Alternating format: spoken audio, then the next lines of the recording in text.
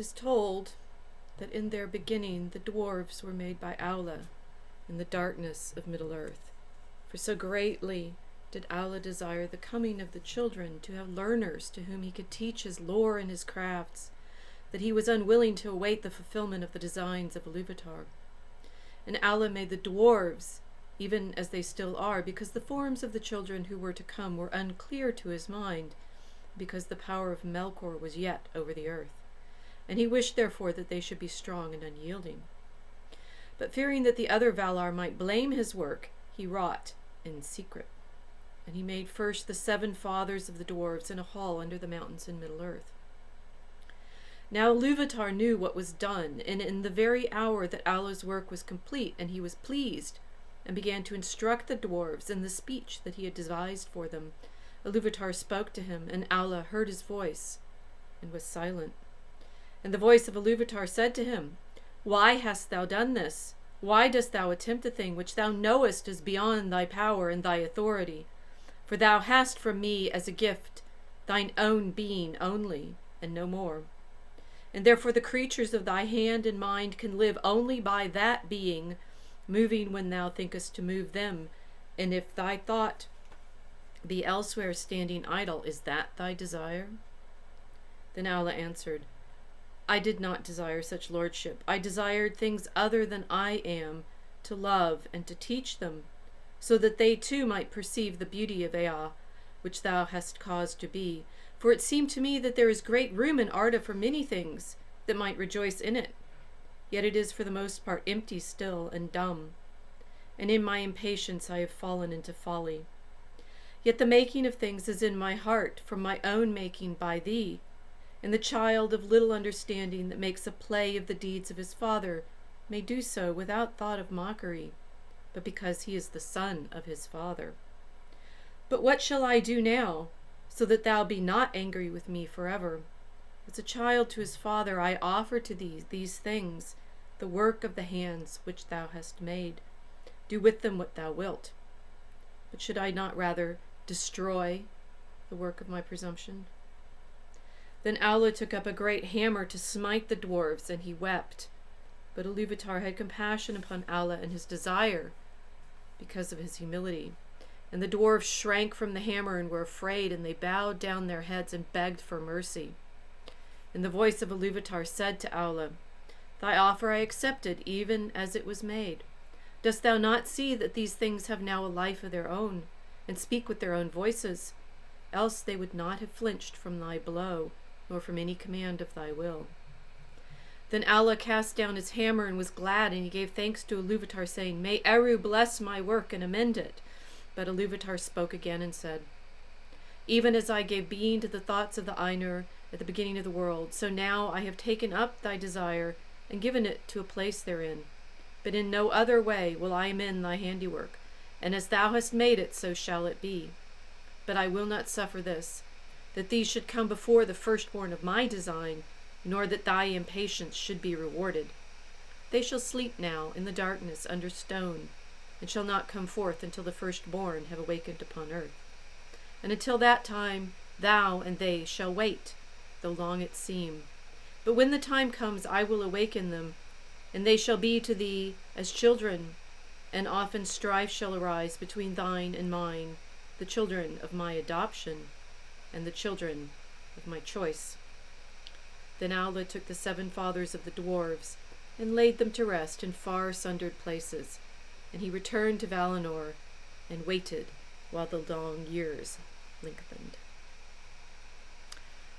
Welcome, I'm Professor Rachel Fulton Brown, and this is The Forge of Tolkien. What did Aulë do that was so wrong? Did he do anything wrong? What exactly just happened in the passage that I read to you? This is from the Silmarillion, and we are now in the section properly called the Quinta Silmarillion, the history of the Silmarils. We've been talking about the Anilindile and the work of creation, and therefore, isn't it a little strange? I mean, I've made this long argument with you the past several episodes that what Tolkien is trying to achieve through his stories is an understanding of what it means to be made, in the image and likeness of a maker, so that this great work that we do in our storytelling is, as Tolkien would put it, a work of subcreation, and that we, being made in the image and likeness of a maker, are called to. We are called to this work of subcreation, of making. What did Aulë do that was so wrong? He clearly did something wrong, and that's what we're going to be talking about today. Now, you may be sort of puzzled by my title, and I did that on purpose, Aulë and the Nephilim. I have learned from my life online that the Nephilim have a greater sort of afterlife in the present than perhaps they've had for some time in Christian history. And I've been doing a little bit of my own, not deep dive. I can't say that anything that I'm doing right now is a deep dive. I mean, I'm still scratching the surface of so much. I feel like I'm never going to get down deep enough with some of these mysteries. But this one took me a little further than I thought it would. And of course, it takes us to the Book of Enoch, and stories about angels and demons, and the story about the fall of the angels, which is another thing that we've been talking about with you for the past several episodes, and that somehow this problem of Aulë, I think, is also part of that same story. Now, notice what this passage starts with. That so greatly did Aulë desire the coming of the children, to have learners to whom he could teach his lore and his crafts, and he was unwilling to await the fulfillment of the designs of Ilúvatar. The thing that Aulë wants is to have children of his own, presumably. I mean, it's like they're his own children, but it's like the dwarves are in Tolkien's imagination, in his legendarium. Aulë's what exactly are they? His making. They're of Aulë's making. Whether they're children is, I realize, not quite clear. The children proper are the elves and the men that Ilúvatar proposes in his original themes, and that the Ainur, of which Aulë was one in the singing, know of. But here Aulë he's impatient because he wants to have beings to teach. Consider also what Aulë is. He's one of the Valar, but the Valar are those Ainur that on being shown the vision of their music, and then Ilúvatar saying Ea, and here's your singing and bringing the world into being. Those Ainur who want to enter into it, and they take on the clothing, as it were, of male and female, their bodies, and become part of the story. Now, that's a kind of tricky thing for Tolkien to be doing, because you remember what his ultimate aim in all of this, as we've said, is for these angelic powers, these angels, the Valar, to be divine, properly understood, outside and existing before the making of the world, and then that they nevertheless, although they have this characteristic mythologically, potentially, as gods, as divine beings, they should still be, as he says, accepted, which can yet be accepted, so they should be still acceptable to a mind that believes in the Blessed Trinity. Now, this is sort of a mystery of what Tolkien is up to. If he's definitely in some way writing something that looks like mythology, but he doesn't want to go against Christian understanding of the divine. And so is he just like sneaking in what is he doing here? Well, as it turned out, so I've had a bit of a break between last episode and this episode, and I've had a chance to do some listening of my own, and I came across a wonderful podcast series called The Lord of Spirits, with two Orthodox priests, Father Andrew Stephen Damick and Father Stephen de Young. They're cross Stevens and cross Does, but it's Father Andrew and Father Stephen. And they are specifically talking about these stories from the Old Testament tradition, from the Christian tradition, that involve angels and demons. And since I was, meditating with you all on the problem of the Aulë and the creation story and the fall of the angels, and I'm very curious about the way in which Tolkien is working within this tradition. I was curious, and I was drawn in to listen, and I spent that was my deep dive. I'm sort of 5 or 6 episodes into their Lord of Spirits, and as I was listening, I kept having this sensation of saying, "Aha! They are in fact talking about the Aulë." Well, it turns out that Father Andrew does his own series on Tolkien, Amun Sul, but both of these podcasts are on ancientfaith.com. You can listen to them in that same website. And there's a episode in the Amun Sul series where Father Andrew and Father Stephen are talking through some of these stories. And so this is my giant sort of footnote to both of them, saying I've learned much of what I'm talking about today from their discussions of the angels and demons. But also I think I'm reflecting back some of the things that I knew beforehand when I was listening to them, and it becomes hard at some point to know who taught who first what. But in any case, highly recommended. Go listen to the Lord of Spirits. And particularly, you will be delighted to hear Father Stephen talking about giants. This is what the Nephilim are, right? It were Aulë and the giants. I should have been calling this Aulë and the dwarves, and I think there's something in that, right? It's like, why is it that the creatures that Aulë makes are the dwarves and not giants? But let's hold that thought. In any case, how do I get all this stuff on stage, right? Well, one thing is to recognize that there are stories throughout the Bible of these giants, and say the most famous being David and Goliath, right? That King David goes out when he's a young boy, and has a great battle with the giant who is fighting on the behalf of the Philistines, right, with Goliath. And David is clever enough to realize that he can use a slingshot and basically shoot him rather than having to grapple with the giant. But that Goliath is only one of a number of these monstrous beings in the Old Testament stories, and that, for example, the Book of Joshua in Father Stephen's reading is in fact about a battle with giants when they are defeating the peoples in Canaan, and particularly wiping them out for their idolatry and abominations. That these are some of the stories that are hardest for us in reading the Old Testament and saying, why should the Lord Yahweh be so upset with various tribes of peoples to not just want to establish the rule of Israel over them, but to wipe them out completely? Well, there's that famous passage in Genesis 6, which is where we get that story of the Nephilim that everybody is curious about. I'm interested that everyone's so curious about it. I see people pointing to it a lot on Telegram and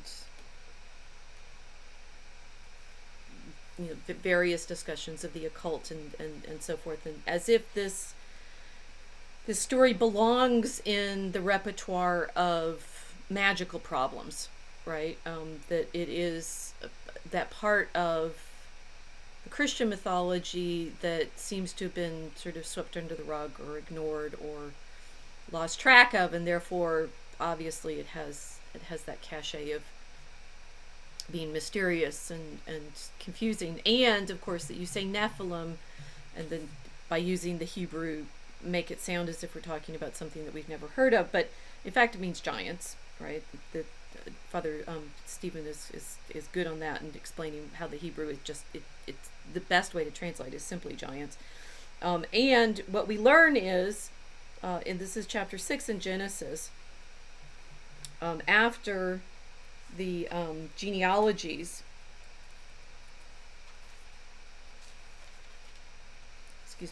after the genealogies of Adam and his sons, and we go through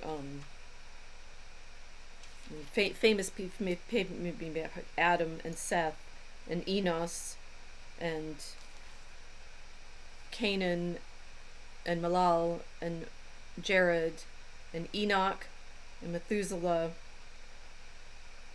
and Lamech, and then we get to Noah. And after this time, after all of these begats and these genealogies, and of course the famous thing about the genealogy in Genesis 5 is how long everybody lives, so that Adam lives 130 years, begets Seth, and after Seth is born, he lives 800 years and begets more sons and daughters. And all the time that Adam lived came to 930 years, and he died. So Adam, the first parent, the first father, lives nearly 1,000 years. Seth lives in all total 912 years. Enos lives 815 years. Canaan lives 910 years. Malaliel 895, and so forth, right? Enoch, who is the seventh here from Adam, lives 365 years and then vanishes, which is curious to people, right? And he walked with God and was seen no more because God took him. What exactly that means is, of course, a great question. Methuselah then lives 969 years, so he's the one that lives the longest of these generations.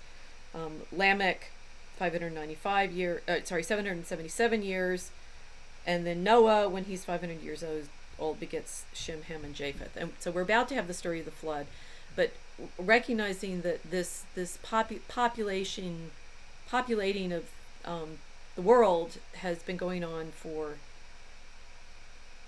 about 1,000 years, at least in this story. And after that, men began to be multiplied upon the earth, and daughters were born to them.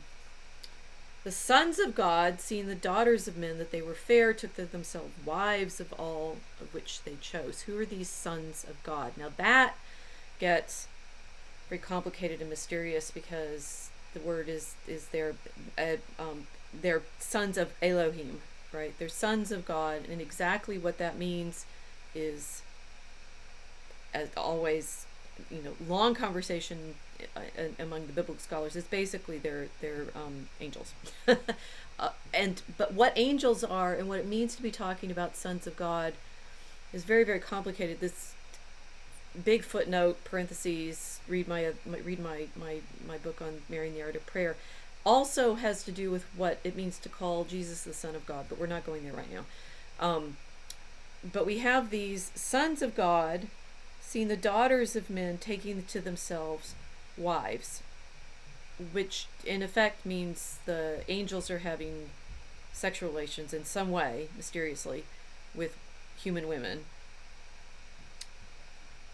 And it seems that these human women who have had relations in some way with the sons of God give birth to the giants, right? And God said, "My spirit shall not remain in man forever, because he is flesh, and his days shall be 120 years. At that point, out of the blue, we find that people are not going to be living as long. Now giants were upon the earth in those days, for after the sons of God went in to the daughters of men, and they brought forth children, these are the mighty men of old, men of renown. And God, seeing that the wickedness of men was great on the earth, and that all thought of their heart was bent upon evil at all times, it repented him that he had made man on the earth, being touched inwardly with sorrow of heart." And at this point, then God determines to destroy his own creatures, because he's so sorrowful that they're all behaving so badly. Now, consider the version of the story that I just read about Aulë, who is eager to make children, and when Ilúvatar says, "You've overstepped," Aulë is going to destroy his own creation as well. Is this the no? It's I think it's not, and it's interesting that we have here this complication of Aulë is basically a son of God, right? And Tolkien's being careful about the way in which he tells his his own creation story calls the Ainur offspring of Ilúvatar's thought. That's a bit of the problem of what the angels are, and I believe I've talked to you about this several times. So I don't really, it's typically the hardest thing to get across for those of us who have become anxious about idolatry, which is not a problem. It is appropriate to be anxious about, definitely. But for those of us who become anxious about idolatry and always wanting to say, oh well, we can't call the sons of God, the angels, divine, because that would seem to be then falling into polytheism, and we as Christians obviously worship, well, we worship the Father, Son, and the Holy Spirit as God. But what does that mean to say? And again, you the bear's high. I'm still talking about the Trinity. This is a sort of deep. We're like, we keep getting a little bit further and further into the problem of what it is to talk about being divine, right? And this is with the Orthodox, and what Father Stephen and Father Andrew are talking about in their long series of videos, is the way in which in the Orthodox tradition, particularly the Greek Orthodox tradition, talking about the seen and the unseen world includes talking about divine beings, and they are considered divine beings. I mean, these angels are somehow sons of God, right? And with an angel name, it's like, I've said this before to you too, but I'll reiterate it. It's like, if any name in Hebrew that's ending in L has a God element to it, right? Of God. So Rachel, I love that. I mean, realizing that it's like, I'm the Lamb of God, you of God, because Rachel means lamb, right? But it's these L names like Michael, Gabriel, Raphael, all have that characteristic of saying, of God, right? The sons of God are somehow divine. In the Orthodox tradition, which is confusing to those of us in the West that aren't used to this kind of language, potentially, these divine beings include not only angels, right? And they're divine. What divine means is it's like, you could say it's the invisible powers. Cherubim and seraphim, thrones, dominions, principalities, powers, angels, archangels, and angels. I'm not sure I got those in the right order. And virtues. These ranks of angels, again, our Father Stephen and Father Andrew talked through all those ranks of angels in one of their episodes too. I mean, they're offices that these divine beings hold. They're parts of the hierarchy and so forth. But the main thing to get a grip on is they are somehow, just like the Ainur, divine, part of God, related to God. I mean, you remember when I was talking about the Ainur for the last several episodes, kept stumbling over what kind of language was best to talk about them. What Tolkien ended up with the offspring of his thought, right? They are creatures.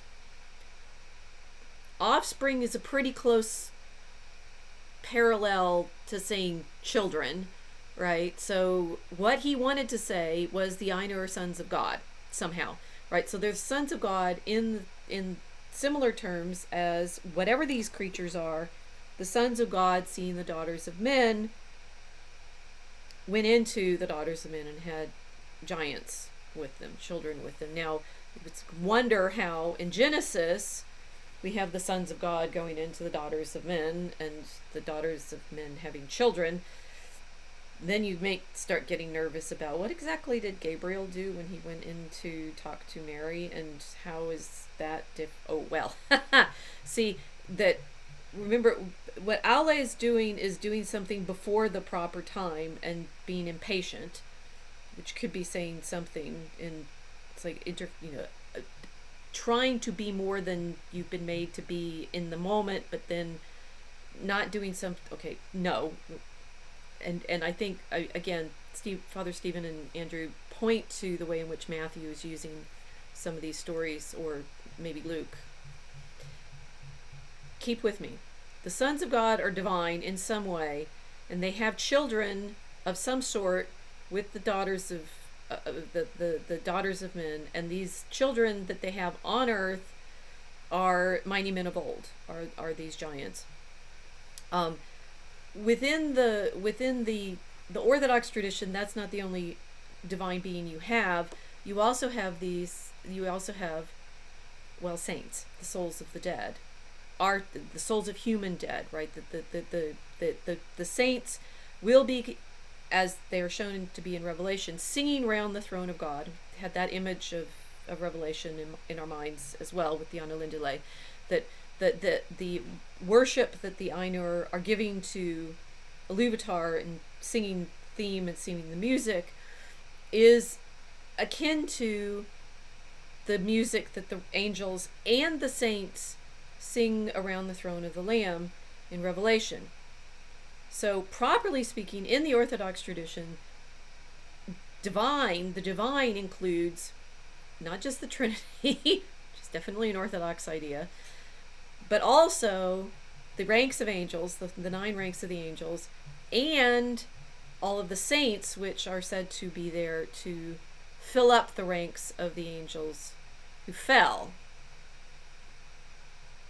Okay, and I realize I'm going really fast here because I'm basically condensing like 5 or 6 episodes of The Lord of Spirits, but I want to get you to this point of recognizing that there's a curious relationship between the saints and the angels, and therefore potentially, not quite sure exactly how yet, between fallen angels and demons or whatever they are, right? And this is something new that I learned in learning about what the Nephilim are, potentially, right? And that there's a frisson of danger in all of this, obviously, because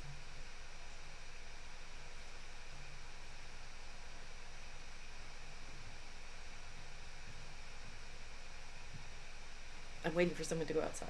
There we go. Going outside.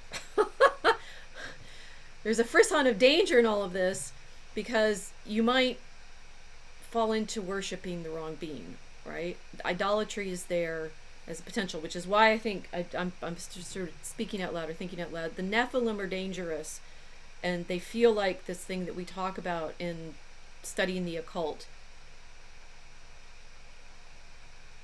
Probably because there's something dangerous behind paying attention to them too much, and we need to figure out what that is. Okay, so we have this problem of what goes on in Genesis 6 and exactly why it is for the author of Genesis that there is so much danger in. I mean, it's folded in with God seeing the wickedness of the world and deciding to destroy his whole creation with the flood, right? This is the preface to Noah, and it seems that in fact many of the giants survived the flood because otherwise, how would Goliath be around afterwards? But there's this intense wickedness involved in the sons of God going into the daughters of men and having these giants. What was the danger? What was the problem? Well, and this, I think this also feeds into what people find sort of fascinating and mysterious about this, that the full answer, it would seem, to what's going on in this story isn't in the Bible as we have it canonically now, right? There's the books that are counted as part of the inspired scriptures, the ones that we can count on to be telling us the truth, versus other stories that were out there at the time that the Bible was written, and which the original audience of the Bible would simply have known, right? And that is, I mean, in biblical scholarship, that's where we get into these very, very complicated questions of, one, when the Bible was actually written down. There's a lot of oral tradition, a lot of previous written tradition sort of behind the stories that we have as they're recounted in the scriptures that we have at present. But there's also that problem of being led astray into inappropriate worship, which, and this is, Father Stephen and Father Andy are talking about this all the time, which is basically the whole point of the entire Old Testament, right? And that's why I think if you know from Tolkien's letters, when he's talking about what he thinks his stories are about, there's this really important passage.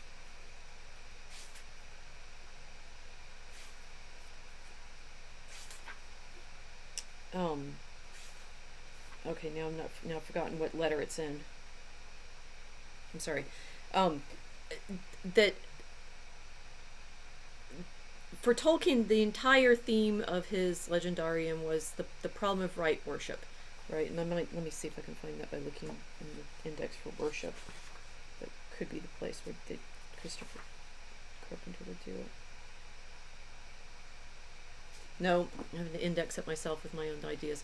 That the problem for Tolkien in his legendarium is always this giving appropriate worship to Ilúvatar, and yet it would seem in his legendarium that there's in fact almost no worship given to anybody except Sauron, which is bad, right? And that's, I could say, that's the sort of setup for everything that I'm trying to get you to at this point. That in Tolkien's telling in his legendarium, the problem through the Lord of the Rings, from the Silmarillion all the way through the Lord of the Rings, is God's right to divine worship and how it has been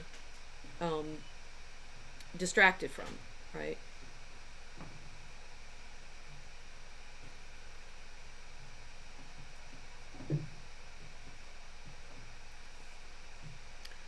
And what Father Stephen and Father Andrew suggest is that's the whole point of the Old Testament too, right? So that you might say, okay, duh, right? That's of course that the Old Testament is all about right worship, but you have to consider what's wrong worship, right? To whom are we not meant to be giving worship? And then this, of course, also feeds into, very importantly and very interestingly, what is it that Jesus is actually saving us from? When you say, what's salvation? What is he coming to rescue us from? Well, the short answer is Jesus comes to rescue us from inappropriate worship, right? He's saving us from being enslaved to, well, again, whom, right? And I think let's say we have now Tolkien's story, what he does with Aulë, the Ainur as offspring of Ilúvatar's thought and entering into the story somehow becoming Valar, and this is meant to be gods, but not gods at odds with a mind who believes in the Blessed Trinity. We have the fact that, okay, so if it's not going to be at odds with the mind that believes in the Blessed Trinity, we need to deal with the existence of spirits and other kinds of, spiritual beings, wondering where they show up in the stories of the Old Testament, realizing that there are hints about those other stories within the Old Testament, but only getting these sort of indirect references and not really knowing where they come from. For example, this is one that I myself was not aware of until reading for today, that there are giants mentioned in the book of Sirach, the book of Ecclesiasticus. Now, if you know the Septuagint, the Orthodox Bible, the Orthodox Greek version of the Old Testament, you'll know Ecclesiasticus. If you're a Catholic, you'll know it because it's in the Douay Rheims and the Vulgate, therefore. If you're Protestant, you're less likely to know it because this is one of those books that is excluded by the humanists from being counting as canon. And yet it's one of the books that has the deep references to this kind of backstory, that once you have access to it, it starts making the Old Testament make a lot more sense. Just as I'm trying to give you a sense of the backstory that Tolkien is always playing off of when he's writing in his legendarium. This is giving you the backstory of working behind what's going on in the scripture. And for example, in Ecclesiasticus, we have a story of the fall, told somewhat obliquely, but it's definitely here, right? So he's saying, "Rejoice not in ungodly children if they be multiplied, neither be delighted in them if the fear of God be not with them." Sirach is speaking to his son and giving him wisdom, right? So this is this teaching. "Trust not to their life and respect not their labors. For better is one that feareth God than 1,000 ungodly children. And it is better to die without children than to leave ungodly children. By one that is wise, a country shall be inhabited, the tribe of the ungodly shall become desolate. Many such things hath my eyes seen, and greater things than these my ear hath heard. In the congregation of the sinners a fire shall be kindled, and in an unbelieving nation the wrath shall flame out. And I wanted to give you that context. Here's the verse that stands out here.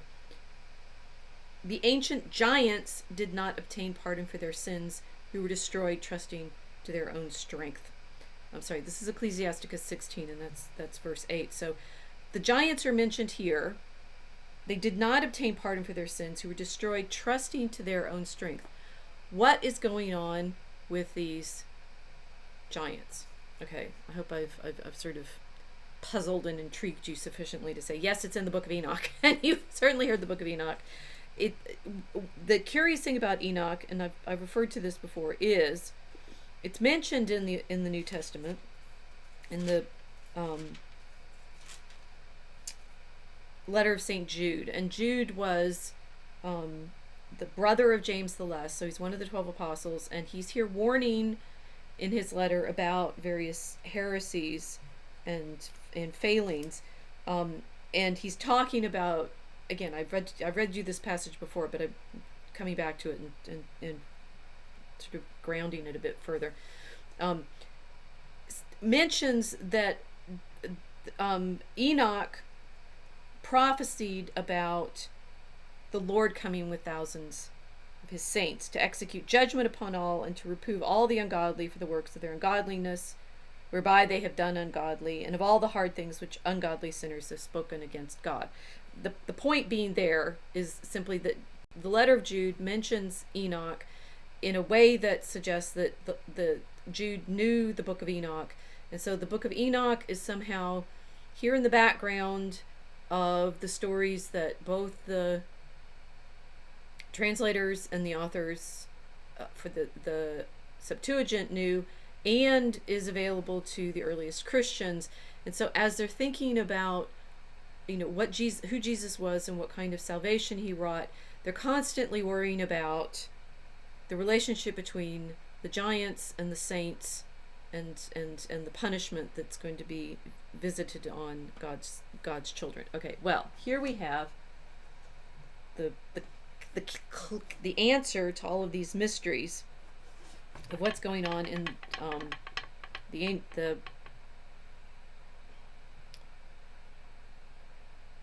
what's going on in Genesis 6 with the story about the sons of God and the daughters of men and the giants and so forth. And this is why, again, it ties so importantly into the Silmarillion and to Aulë's story.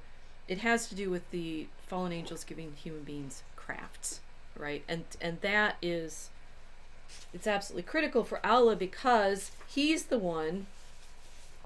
Let me read this passage to you, and then we'll get to Enoch, right? Aulë is the one, the Valar, who is most concerned with making stuff, right? He's this whole series is named basically for Aulë. It's the Forge of Tolkien. Aulë as, say, a Vulcan character, or in fact one of these sons of God who makes children. Right? It's like the sons of God have sexual intercourse somehow with the daughters of men. They have children, right? Aulë here, being a son of God, being an offspring of Ilúvatar's thought, wants to make things, and particularly he wants to make children. So in fact he wants to become a father, right? And that is, so it's told indirectly because he's making them with his tools and his craft, but there is this, he wants somehow to have offspring of his own, to be like his father. And in his discussion with Ilúvatar, it's all about father and son. I'll go back to that in a second, but we have this relationship between making with craft and wanting to make by begetting. And remember again that in that You see, I so love you all that you're so patient with me, because if you're still with me now, you're being very patient. Trying to get all of these pieces into place so that you see all of the relationships, right? It's like gravy, gravy, gravy, gravy, gravy, bam. And I hope it all makes sense.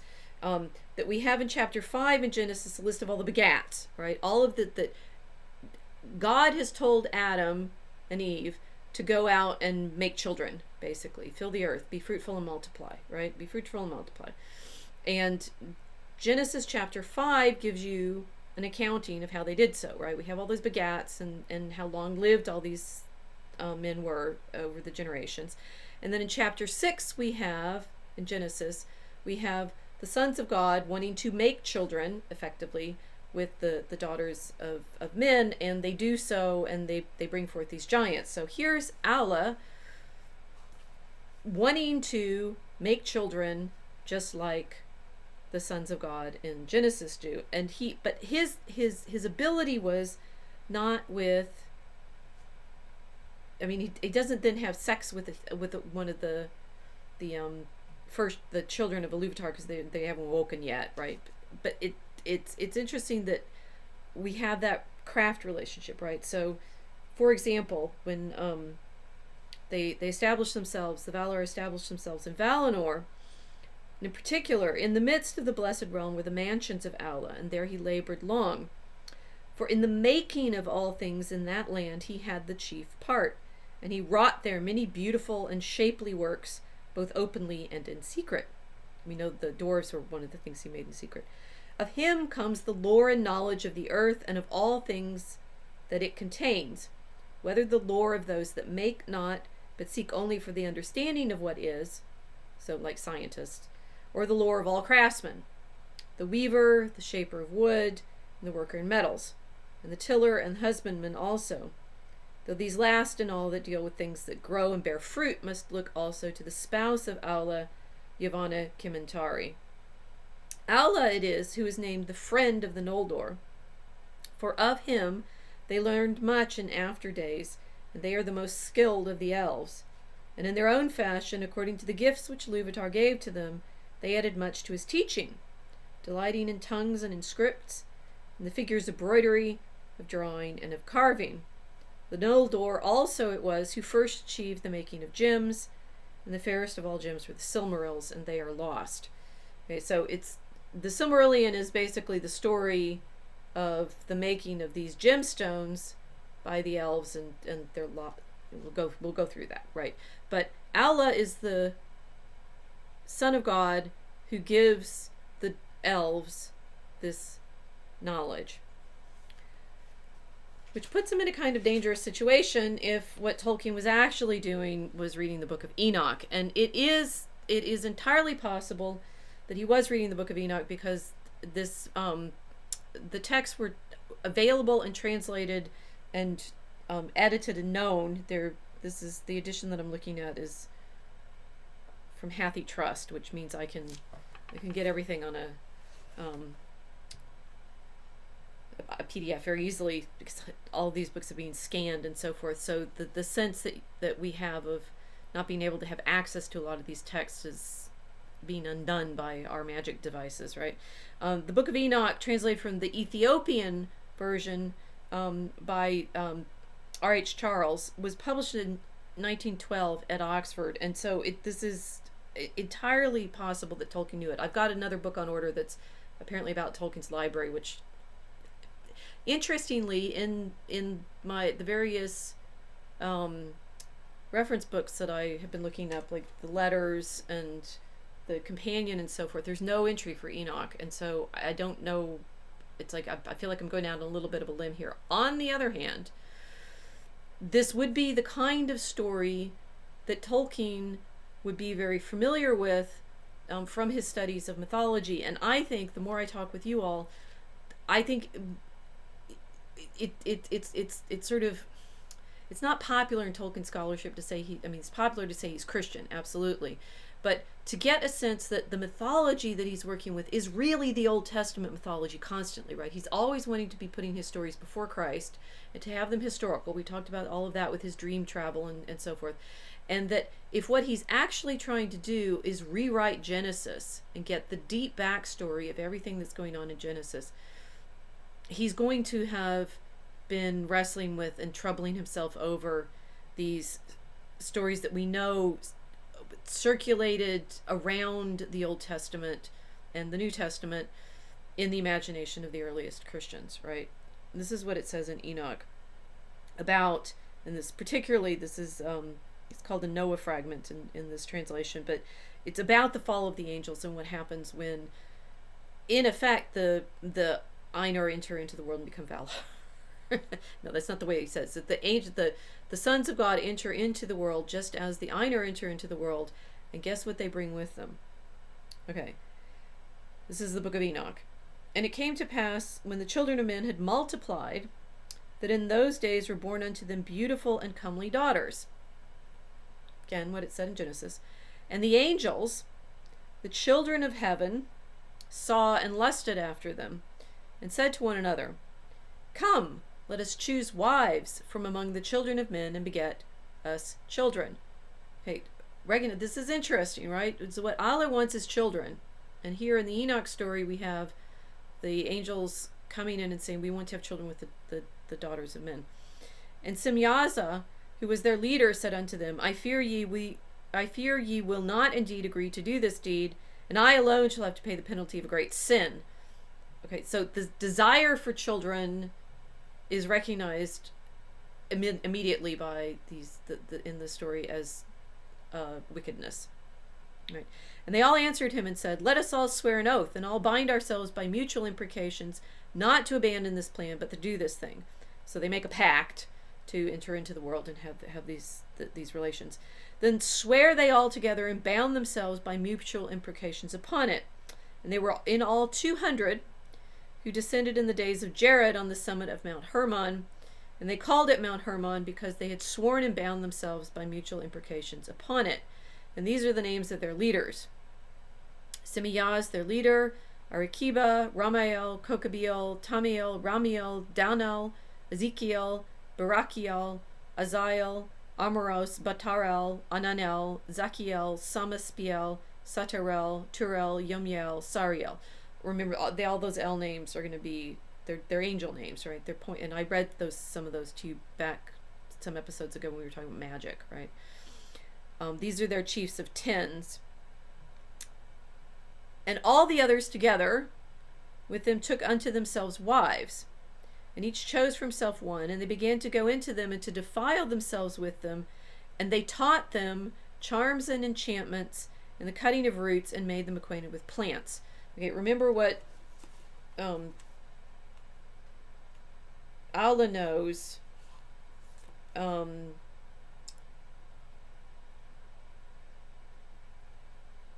His spouse, Yavanna, knows the plants, right? And in fact, in the passage I haven't read you yet, we learn more about Yavanna's caring for trees and plants and so forth. So in Enoch, the sons of God, these angels that have sworn to enter into the creation and have relations with the daughters, teach the women plant lore, right? And Yavanna knows plant lore in the Silmarillion. And they became pregnant, and they bare great giants whose height was 3,000 ells. What Father Stephen says is that giants are usually believed to be 15 feet tall, and there's a famous passage in Deuteronomy about the bed of Og, that's an iron bed that's 15 units, every cubits, I think. In any case, the usual standard is they're about twice as tall as men, 15 feet tall. Who consumed all the acquisitions of men, and when men could no longer sustain them, the giants turned against them and devoured mankind, so they became cannibals. Right? And this is getting a little darker, right? It's not just that they want to have children with them, but having taught them crafts, the giants, in fact, the children of the angels turn against the human beings. And they began to sin against birds and beasts and reptiles and fish, and to devour one another's flesh and drink the blood. Then the earth laid accusation against the lawless ones. So that's more detail than Genesis 6 gives on the wickedness, right? The wickedness includes cannibalism and other kinds of sacrifices. But the giants are the Nephilim are the giants. They're the children, right, of these angels. And Azazel taught men to make swords and knives and shields and breastplates, made known to them the metals of the earth and the art of working them, and bracelets and ornaments and the use of antimony and the beautifying and the beautifying of the eyelids and all kinds of costly stones and all coloring tinctures. Now think again, it's like Tolkien is really sailing quite close to the wind here. Look at what Aulë teaches them: wood, worker in metals,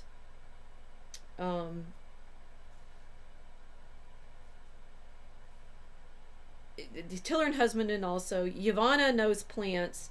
And then Aulë, when he becomes friends with the Noldor, teaches them writing, tongues and scripts, figures, embroidery, drawing and carving, and gems. It's exactly what Azazel, we're not to the demons yet. These are the sons of God, and Azazel is teaching mankind basically exactly the same things that Aulë teaches the elves, which should therefore make Aulë a bit of a problem, given that these are they're fallen angels. I keep saying demons, and I realize I've learned that demons are a little bit more complicated.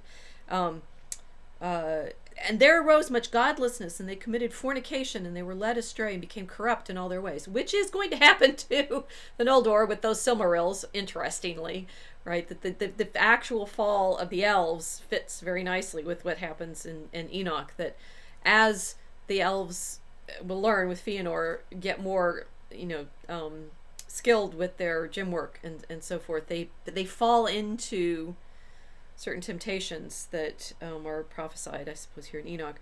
Semyaza taught enchantments and root cuttings, Amoros the resolving of enchantments, Barachiel taught astrology, Kokabel the constellations, Ezekiel the knowledge of the clouds, Arachiel the signs of the earth, Shamsiel the signs of the sun, Sariel the course of the moon. And as men perished, they cried, and their cry went up to heaven. Now, there's obviously I'm trying to play off several layers here for you, that Tolkien is the fancy term is calking. He's taking this story that is behind the legendarium of the Old Testament of sons of God and wanting children and whatever kinds of children they come up with, and the skills that the sons of God teach to men, and folding it into his story of what the Valar do, so that Aulë does exactly what Azazel does in teaching human beings, or elves first, but teaches the elves these enchantments and these craft work, and in an Enoch that all turns horribly wrong. All right. Would Tolkien have been thinking about all of this? I mentioned that he doesn't seem to, none of the scholarship that I have to hand right now seems to point to his using Enoch.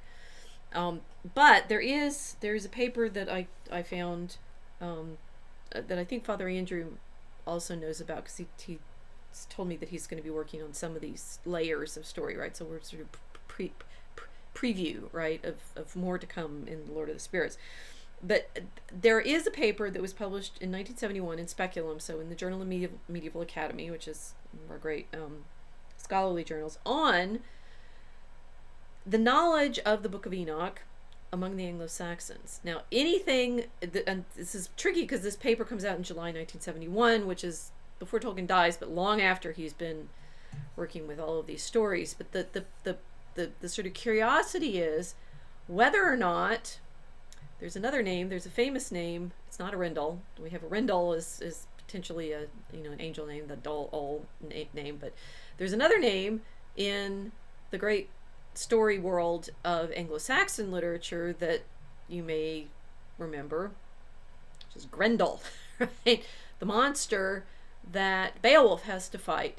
And the author of this paper, Ari Kaska, is wondering whether or not the author of Beowulf could have had access to the Book of Enoch. And what's interesting, and this is, again, it's like sort of feeling like, I found, putting together my notes for this episode. It's like this great web of there. It's all potentially there. It's in the Old Testament, but you have to believe that the Old Testament is using Enoch, and then you have to believe that somehow Tolkien is using Enoch because he's thinking in these Old Testament terms. But why would Tolkien be thinking about Enoch if what he's actually trying to do is write this mythology for England, as he says he is, which would be drawing on the characters and the imagination of the Anglo-Saxons, of the peoples prior to the Arthurian stories, but also prior necessarily to their Christianization. But on the other hand, it's like like which cauldron of stories are we actually drawing from when we're talking about this? Well, most of the time, and this is one of the exciting things that I got from Fathers Andrew and Stephen, is that the Old Testament stories make the most sense if you're seeing them in the context of the full Mediterranean ancient Near East, right? That the Old Testament is not written in a vacuum, right? It's written by people who are in contact with other story cultures, right? And sharing them directly in many cases. For example, the names of the angels, the seraphim and the cherubim.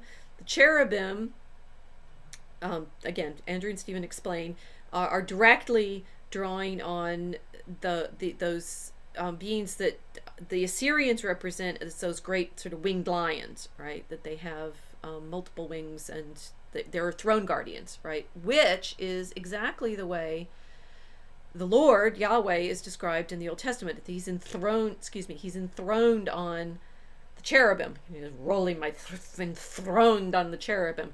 So cherubim are throne guardians. Seraphim are serpent characters, right? And sort of problem of exactly what Lucifer is, if he was a seraphim, and exactly what kinds of angels these sons of God are. Don't worry about that too much. But those seem to come from Egypt, right? So even within the ranks of the angelic beings that we see from within Christianity, and particularly in more ancient illustrations of these angels and creatures, these angels, right? That they'll look more monstrous, right? With the 6 wings and chariots with wheels of eyes and things like that. That if you really want to understand the Old Testament, you do have to be willing to consider that its mythological world is way, well, not more occult, but way zanier than modern people are typically completely comfortable with. Well, this creates a problem for us understanding what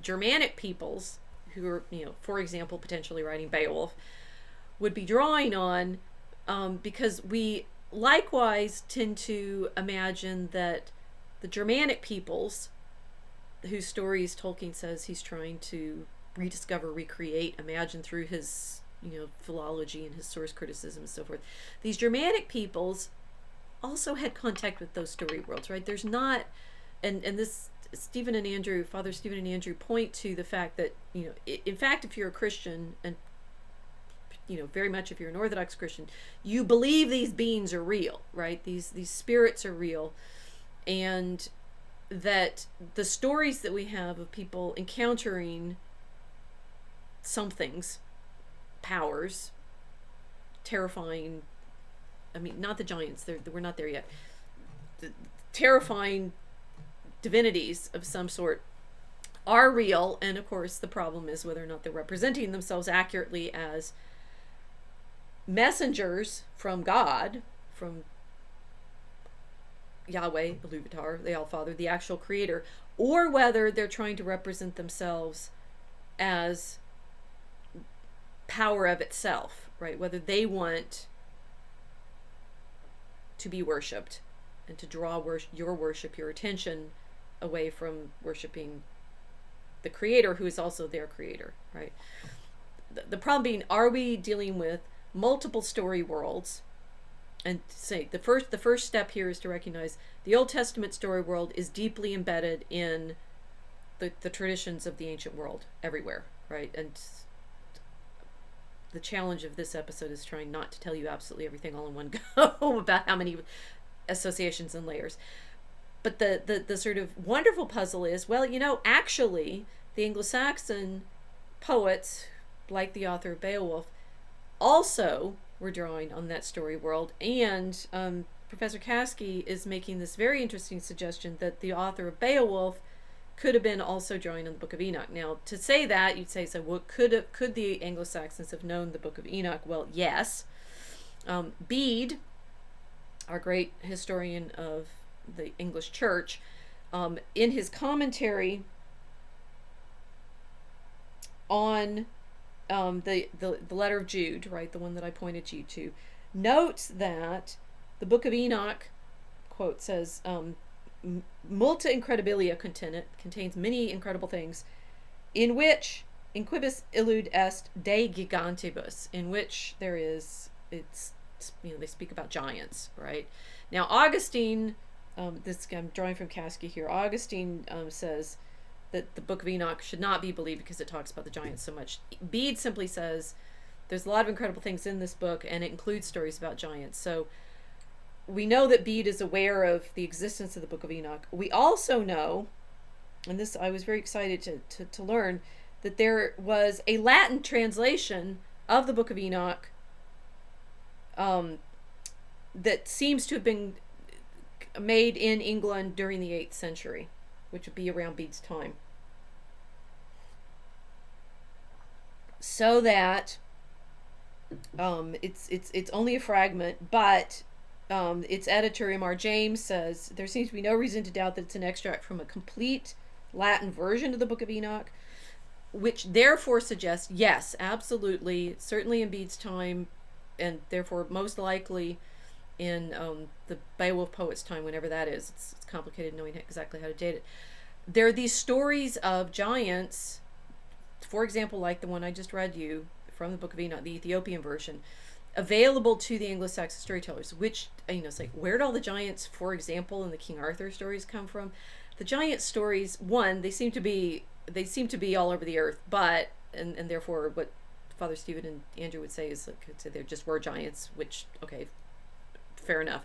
But there do seem to be sufficient context across all of these story threads to say the Old Testament authors know the stories about giants, and the Anglo-Saxon authors know the stories about giants, and they would know that these giants, like Grendel, who is described in a lot of very interesting ways, are the descendants of these sons of God, right? And that's what Caskey says about Grendel is very interesting, that Grendel is described in a number of curious ways. One, that he's a cannibal. It seems that Grendel is a cannibal, which therefore fits with, he does, right? He eats the people that he kills in Herod. It fits with what the giants do in Enoch. But he's also confusingly described as both a ghost, a spirit, and as a fiend on hell, right? So he's somehow bodily, but also spirit-like.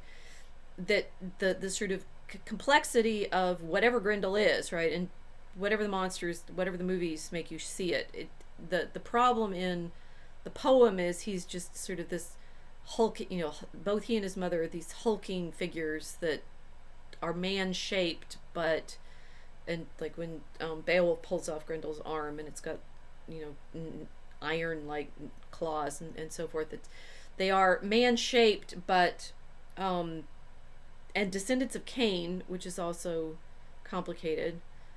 So they're human in some sense, but they are also potentially, and this is what Caskey's saying, I'm not sure I'm going to convince all of you, and I don't know whether in Beowulf scholarship this is accepted or not. It's like, it's a fairly old paper, well, it's old in the sense of within my career, right? but that this sense of Grendel being both a giant and an evil spirit, likewise, Kaske points out, seems to fit within what the Book of Enoch says. So, for example, it's a passage a little bit further along from the one I read you. And now the giants who are produced from the spirits and flesh shall be called evil spirits upon the earth, and on the earth shall be their dwelling. Evil spirits have proceeded from their bodies because they are born from men and from the holy watchers, the angels. Is their beginning and primal origin. They shall be evil spirits on earth, and evil spirits shall they be called. And the spirits of the giants afflict, oppress, destroy, attack, do battle, and work destruction on the earth, and cause trouble. They take no food, but nevertheless hunger and thirst, and cause offenses. And these spirits shall rise up against the children of men and against the women, because they have proceeded from them. That's what demons are, interestingly, right? And this is the Nephilim, the giants are they're human offspring of the sons of God and the daughters of men. But when they die, their spirits become, in the Enochian vision, the actual demons, which is why I've been trying not to say the sons of God, the fallen angels, or the demons. It's the demons. These spirits are the wraith-like elements. Whoops. See what I did there, of the giants. Now, did I get all the pieces in that I wanted to show you? Okay, so there's Latin translation of Enoch available in the 8th century in England. The Beowulf poet could have been drawing on it. We have Grendel as a demon, a cannibal, and the demons are the spirits of the dead giants. Remember that Tolkien said he needed, or he wanted in his story, to have divinities that would be acceptable to a mind that believes in the Blessed Trinity. Well, I think we have all of the pieces here potentially, or at least we have quite a few of them, to be able to make sense of why Tolkien told the story of Aulë in precisely the way he did. Now, consider that what Aulë does is... Do I have all the pieces in place? I hope so. There's another element that Father Stephen and Andrew talk about in the way in which the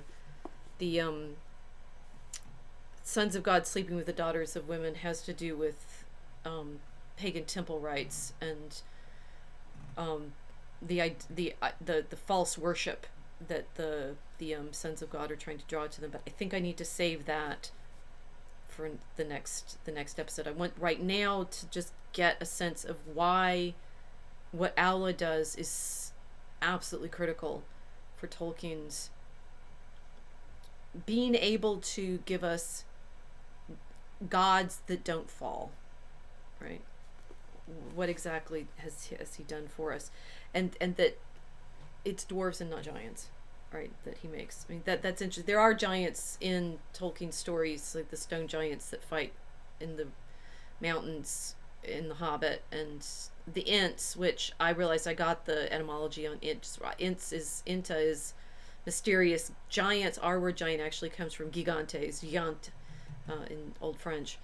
I'm still not sure about those Ents. They are clearly giants in Tolkien stories, but what Tolkien is playing off of here with Aulë is this desire to have children, this ability with crafts, and particularly the exact same crafts that the angels who enter into the creation bring to the men, and why Aulë is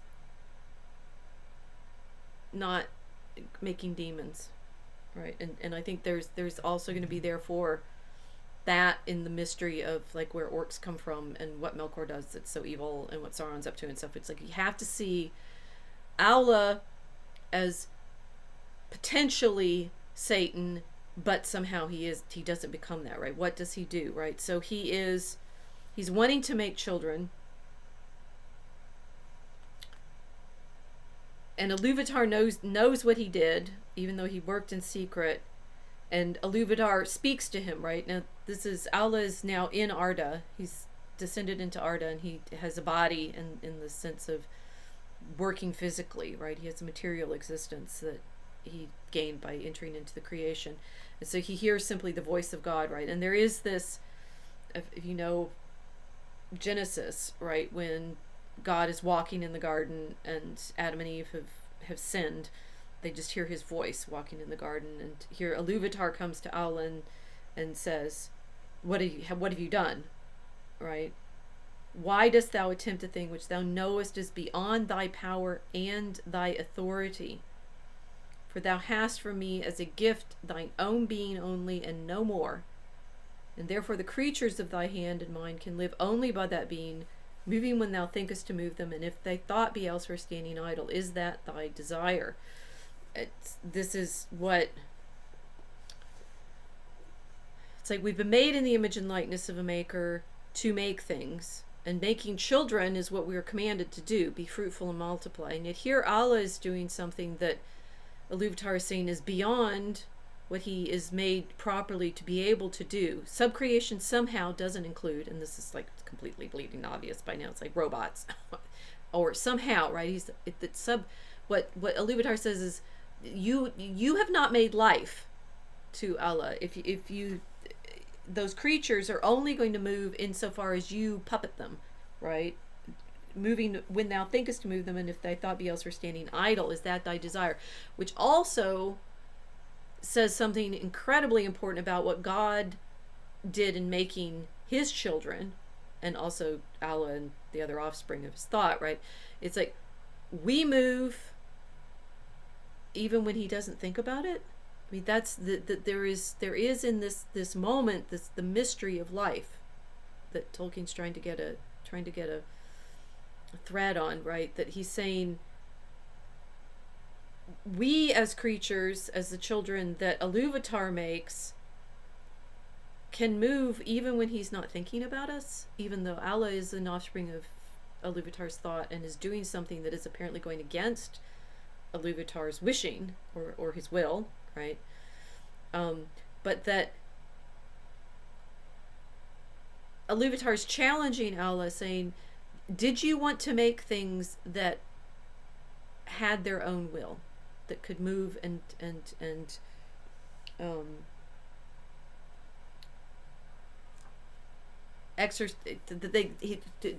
independent thought? And what's interesting is Aulë saying, no, I didn't. I did not desire such lordship.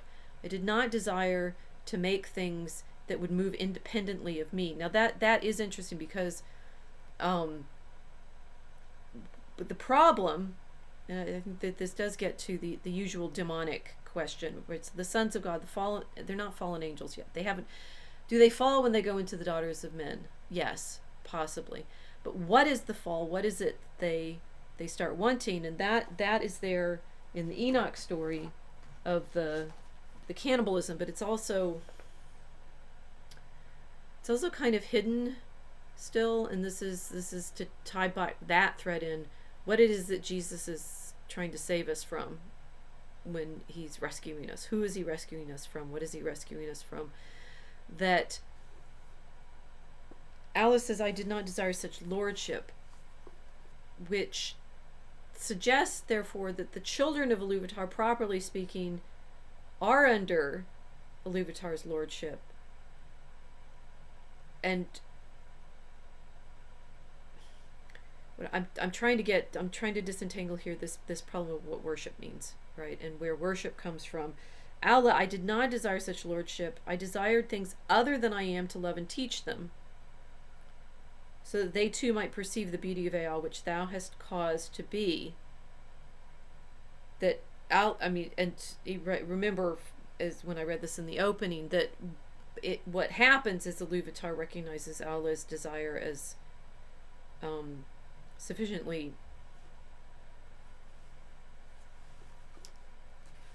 humble, right? He does say humility, and that by responding with humility, Aulë gets given the gift that he wanted, which is that the dwarves are actually given life and willingness of their own, because they shrink from the hammer when he picks it up to destroy them. So they're no longer just things. They actually have their own desire to live. Even though Ilúvatar says you're going to have to put them to sleep and wait for my children to wake up first, so that the dwarves aren't first. But that what Aulë proves in his answer to Ilúvatar is that what he wanted was not robots, not lordship over these automata that he, not there, actually they don't move on their own, so they're not automata. He doesn't desire lordship over puppets. What he wanted was for them, he wanted to love and teach them, which I keep thinking it's like, this is, because Aulë gives Ilúvatar the right answer, this is the right answer. This is what God wanted for his children, and if Aulë can show that he understands what Ilúvatar wants for his children, then it's an appropriate answer. So here Aulë is voicing what it is that God wants for his own children, so that he wants to love and teach them so that they might perceive the beauty of Aul which thou hast caused to be. That the appropriate response for his own children is for him to love them and for them to praise the creation. But that, he became impatient, and that was his folly. Yet the making of things is in my heart, from my own making by thee. I wanted to make these things because I'm made by you, right? So again, back to our image of our subcreative impulse is because we're made in the image and likeness of the Maker. And Aulë is saying he has the making of things in his heart because Ilúvatar made him as a maker. And now Aulë describes himself specifically as a child of a maker. The child of little understanding that makes a play of the deeds of his father may do so without thought of mockery, because he is the son of his father. Okay, we're still talking from within a mind who believes in the Blessed Trinity, right? We're trying to understand the relationship between the son who makes and the father who begets, right? So this is a very Trinitarian little moment, although Aulë is not a Jesus figure. Nobody is. They all are, right? But there's a creator, father, son relationship here. And what Aulë is, I think Tolkien is trying to demonstrate is it's curious whether Aulë is a human. He's neither. He's not a human made in the image and likeness of the Maker, but he's not the Word through whom Ilúvatar makes everything. But he's somewhere in that difficult to determine angel realm, right? That we know now is in the background of all the Old Testament stories. And the child of little understanding that makes a play of the deeds of his father may do so without thought of mockery, but because he is the son of his father. But what shall I do now that thou not be angry with me forever?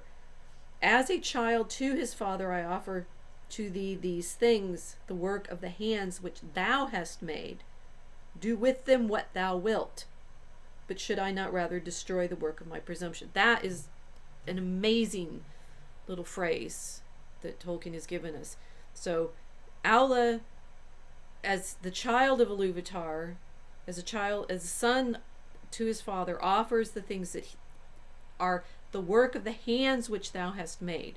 So you made my hands, and I offer you my dwarves, or these creatures, and you do them with what thou wilt. Now, over and over and over again, I mean, that's always obviously our problem as sub-creators ourselves. Like, what are the appropriate bounds of our desire to make in the image and likeness in which we're made? And that this particular test is being played out through one of the angel characters is very interesting, because it's, as I've been foreshadowing, right, it's through the craft that Aulë teaches the Noldor and therefore Fëanor that the entire fall of the elves comes, right? The Silmarillion is a story of a fall because of craftsmanship, right? Of making a gemstone that then you become so enamored of and possessive of that you're not able to give it up. Foreshadowing. and therefore this moment, this early moment in, it's like the Genesis moment with the angel, the sons of God and the daughters of men and the giants, and that brings about the fall with Noah and so forth. It's like, at what point is it inappropriate to want to intervene into the creation, and when does it go against God's will, right? That's, I think it's so interesting that Genesis doesn't really unpack that in the way that Tolkien is trying to here. It's like, what role do the angels have in the work of the world? It's not a mystery that the Old Testament allows us to see very clearly, although it's implied throughout, right? Those sons of God are everywhere, and that one of them is the great angel of Israel, and it could be Christ, if you think about it in the right terms. This is a deeply Christological problem of the relationship of the Word to the Father. And here Tolkien is desperately trying to wrestle with it, because he doesn't want Aulë to have fallen, but he does need to show the problem very, very clearly in Aulë's impatience to have creatures that he can share his craft and his skills with, right? And it's so interesting in the story of Enoch. What it is the angels teach the men, like metallurgy and ornament and it's like the use of makeup, right? And the use of gemstones and stuff. So all this so it just seems like, vanity, right? Warfare and vanity. And that those are exactly the same skills that Tolkien has Aulë teach to the Noldor is so fascinating, because it's like, is Aulë therefore enticing them into sin? It seems not. And that the right response is here in this moment, when he takes up the hammer to smash the dwarves and weeps. But Ilúvatar had compassion upon Aulë and his desire because of his humility, and the dwarves shrank from the hammer and were afraid, and they bowed down their heads and begged for mercy. And so, because Aulë is, and it seems like you can almost count on one hand the number of characters in Tolkien stories that is able to do this, right? Because he's able to take this thing that he made that was so precious to him, these are his children, these are the creatures that he loves, and he wants them to have their own independent thought and life and ability, so that they can praise Ea as well. But, and there's also obviously an Abraham and Isaac kind of moment here, that Abraham is willing to sacrifice his own son Isaac, rather, when God asks him to take him onto the mountain and sacrifice him. There's definitely a bit of that story here too, that because Aulë is humble enough to not cling to his own making, he gets it multiplied. Not just that these dwarves are these great artifacts that he's created, but they have their own life, and that Ilúvatar gives the dwarves this life, so that they're not his own. It's complicated, right? Because they're not now therefore children of Ilúvatar. He says, no, the elves and the men are mine, but these dwarves you can have, but now they have to sleep. But that they do have life.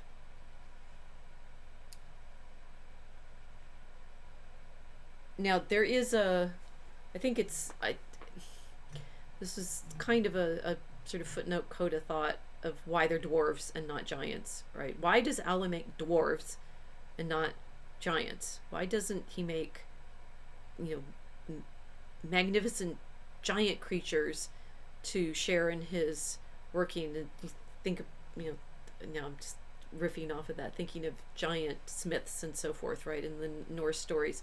That it's fascinating that this is where Tolkien, when he's trying to find a place for the dwarves in his legendarium, and the elves and the men he has as kin, and they will become kin and intermarry. The dwarves don't seem to intermarry with anybody that I can think of. And of course the great joke is whether or not they actually reproduce. How are they reproducing when they all look like men? That they are made things in a way that the begotten things are different. But I need to think more about exactly why Aulë is given the dwarves to make rather than some other creature, and particularly why, if the sort of Genesis making story is behind all of this, it's not Aulë and the dwarves. It's not Aulë and the giants, right? Why doesn't Aulë make giants? Now, where that leaves us with the problem of right worship and the problem of idolatry, well, it's always to be continued. Thank you for joining me.